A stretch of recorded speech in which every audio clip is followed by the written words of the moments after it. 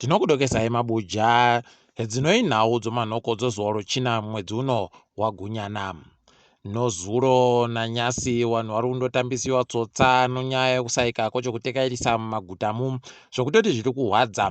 Heno kuti wakuru wenyikawo vari kumbofungei, vari kuda chete kuti vanhu vase vaende pasi pozupuko, asi izvisvinuba izvezvi kana zviri kudariwa vana vechikoro varibe kubenhuka kuzvikoroko, ko pavanenge vabenhuka muso muvhuro vakaita tacha kuwandaku zvinenge zviri kutekaira sei. Heno kuti zvichapedza mushechere kana kuti zviribe chazvinovhiringa, asi tiri kutoona kunyange nevamwe varairidzi vachikundikana kuenda kuzvikoroko wogopa zvikonzero zvokusaika kwechokutekairisa.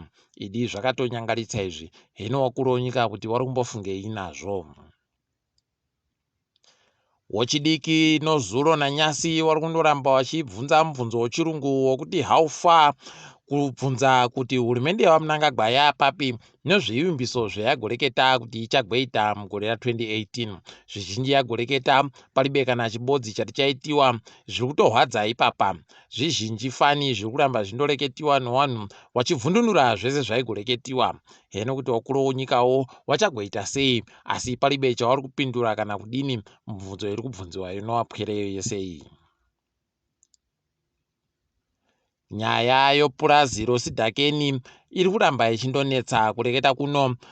Waridzi wopurazi iri watoenda pokare kumatare dzimhosva kuti wamisewo hurumende yekuita zvokuti watorera purazi rawo. Sipo Malunga, Zefanaya Dlamini naCharles Moyo ndio waridzi wopurazi iri wakatoita rokutenga hwii kupuwa nehurumende. Ipapa zviri kutohwadza kuti vanhu vatema ndio vari kutorerwa purazi, asi warungu tikuda kutovabhadhara kuti takawatorera mapurazi. Idi zviribe chisvinu izvi. Heno wakuru wenyika wakareka ugotirwa noshamhu yokutipa nzara pokare gore rino. Jonathan Moyo nevamwe vache G40 wakanyepiwa nevanhu zvochokwadi zvakasvika pakuwahwadza, wakagoti dai chamisa vanhu kuvabvunza zvinhu zvavaigoita pavanga vari muhurumende. Wanga wanyanya kundoti pano kwaiwo mapato anopikisana nehurumende waribe chisvini chavari kuita kundodari wobva wareketa pokare zvibodzizvo, vanhu vakagoti aiwa imi mbodipfamai hoko kugotanga kureketa kuno nokuti mabisiwa pakujapo, asi nguva yamaijandi maiita tunoshura mari imi muchimisa besungu yechinyamukohoho nguva dzese.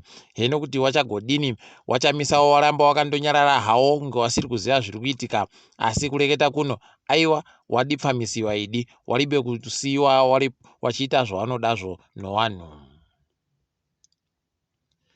Chikoro chofundo yepamusoro choZimbabwe Zekeoguti University kwai chaendesiwa pamushishi nonyaya yokureketa iko chagoita kuti vanhu vechidzimai vanofanira kureka kugopfeka nhumbi dzinobata mwiri, pabodzi paona kupfeka nhumbi dzavanoda, dzimwe dzinosiya makuvhu panze, dzimwe dzinosiya zvipfuwa zviri panze, nokuti zvinopa chimiro chiribe kunaka. Ipapa wazhinji wagondoka vari kureketa kuti kohokonai dokerera kusimbirira zvokupfekera kwawapwere hwii kusimbirira zvokuti woingidzira sei kuti waendesiwo chikoro chi pamusoro pano zvimwe zvikoro. Idi heno mabi angu kuti munozvionawo sei.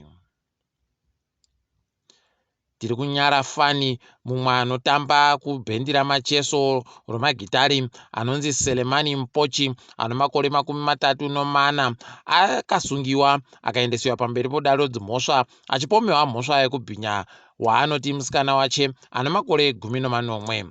Musikana ayu agomupomera kuti akamubhinya mazuva mashoma adarika. Heno mabi angu kuti munozvionawo sei, asi isu taita kunyara nazvo.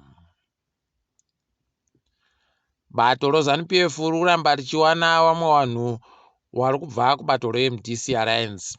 MDC Alliance yavachamisa kwaiyataigirwa nevamwe vanhu vanosvika 1 kusanganisira akamboita mumiriro dare reparamende kuzengeza yemadoka zuva anonzi Simon Chidhakwa. Simon Chidhakwa nevamwe vanhu 6 waenda wakamisiwa pamberi muzinda woZANU-PF muHarare wachinzi wabenhuka kana kuti wauya wari kutambihwa.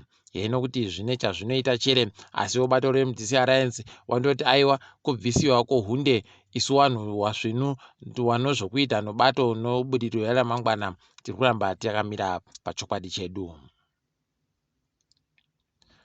Zimbabwe yakajiwapo kare noIreland kumutambo yaigotamba yoT20 pakiriketi. Zvinotonyadzisa izvi. Tiringe dziri kuitika pasi rese. Hurumende yeSouth Africa yatukiwa nonyaya yekuramba kwayagoita wapoteri wari kubisiwa kubva kuAfghanistan. Yakaramba ikati ichazvikona ba zvokuti watore kuti wauye ino. Saka wabva wanzi nevamwe wamapato anopikisa nevamwe wanomirira vanhu vari kuhwisana muhondo kwai wari kuita hatusvinuba. Heno kuti munozvionawo sei, asi ivo wareketa hawo chokwadi chawo. Bazi ronyika dzopasi rese roUnited Nations kwairi kugofundzisa wamwe magweta nyaya dzokuti waende kumatare edzimhosva wachimiririra wanakadzitape kunyika yeSomalia. Kwai wanakadzitape vari kuramba wachindosungiwa kuSomalia ku, saka zviri kuramba zvindohwadza. Tinoemba kuti wachazvikunda izvozvi. Nyika yeNigeria kwaida kugoparura kamari kayo kupadandemutande kanonzi naira. Kamari kwai kanenge kandofanana nomari dzakaita naBitcoin. Saka wari kuda kuti zvigodarowo kuitira kuti wareke kugopinza kamari koBitcoin ko munyika maomo. Heno kuti zvichabudira chere, asi toramba tichindoti kana zvawazvikona aiwa ngazvienderere mberi.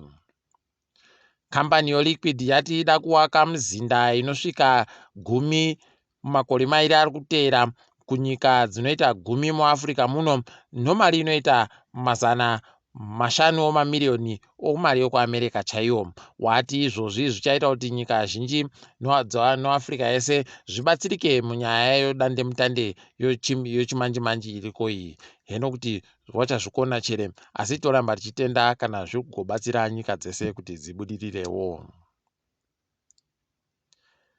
South Africa watambiwayo mutambo wakaremara, aiwa wari kuita kudadisa kwano wazhinji waita kutotora mhenduro dzogoridhe chaidzo kumutambo yawo iyi kuJapan. Izvi toramba tichizvitenda tichikurudzira kuti dai kwedu wagoitawo kuti zvedu zviitewo zvakadari. Idi tunofanira kuti titsigirane nawo.